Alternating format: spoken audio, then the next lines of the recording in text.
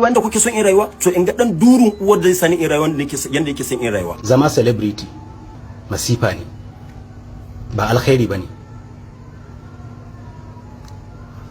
Fake life za ka yi ka nuna wa mutane kana da kuɗi, kana kwanciyar hankali, kana kaza, kaman baka da wata matsala a rayuwarka, amma in reality bakin ciki ne a tattare da kai,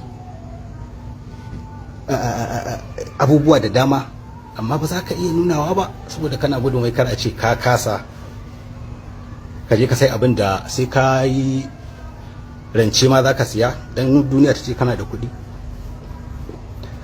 Masana'antar Kannywood, mutumin da yake kokarin rufe mutuncinsa da kare mutuncin kansa, su ne yan Kannywood ne suke kokarin tona masa asiri da zubar da mutuncinsa. Mutumin kuma da yake zubar da mutuncinsa yake abin da ya ga dama, yan Kannywood su suke lullube shi. Dalili saboda me? Saboda ya bada kansa ana yin yadda a ga dama da shi. Za mu tafi kaza, zo za mu tafi kaza, sai ka ba sai a tafi da kai.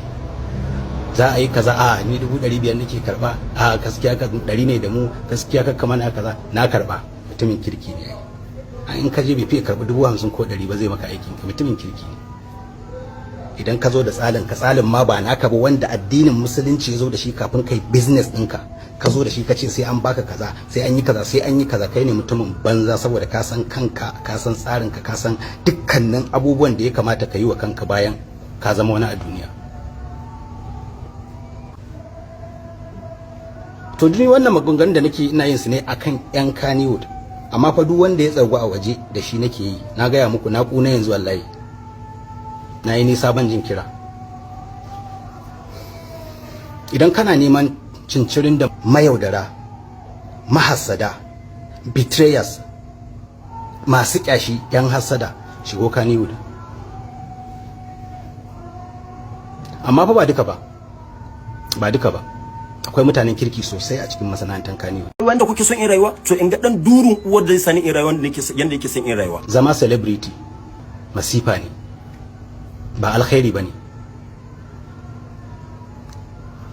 Fake life za ka yi ka nuna wa mutane kana da kuɗi, kana kwanciyar hankali, kana kaza, kaman baka da wata matsala a rayuwarka, amma in reality bakin ciki ne a tattare da kai, abubuwa da dama, amma ba za ka iya nunawa ba saboda kana gudun wai kar a ce ka kasa, ka je ka sai abin da sai ka yi rance ma za ka siya dan duniya ta ce kana da kuɗi. Masana'antar Kannywood, mutumin da yake kokarin rufe mutuncinsa da kare mutuncin kansa, su ne yan Kannywood ne suke kokarin tona masa asiri da zubar da mutuncinsa. Mutumin kuma da yake zubar da mutuncinsa yake abin da ya ga dama, yan Kannywood su suke lullube shi. Dalili saboda me? Saboda ya bada kansa ana yin yadda a ga dama da shi. Za mu tafi kaza, zo za mu tafi kaza, sai ka ba sai a tafi da kai. Za a yi kaza, a ni 500 nake karba, a gaskiya ka 100 ne da mu, gaskiya ka kama na kaza, na karba. Mutumin kirki ne ai. In ka je bai fi karbi 50 ko 100 ba zai maka aikin ka, mutumin kirki ne.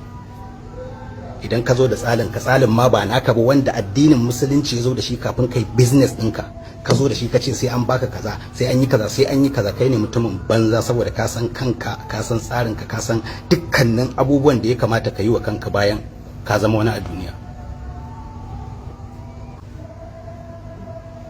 To duk wannan maganganun da nake ina yin su ne akan yan Kannywood, amma fa duk wanda ya tsargu a waje da shi nake yi. Na gaya muku na kuna yanzu wallahi, na yi nisa ban jin kira. Idan kana neman cincirin da mayaudara, mahassada, betrayers, masu kyashi, yan hassada, shigo Kannywood. Amma fa ba duka ba, ba duka ba. Akwai mutanen kirki sosai a cikin masana'antar Kannywood.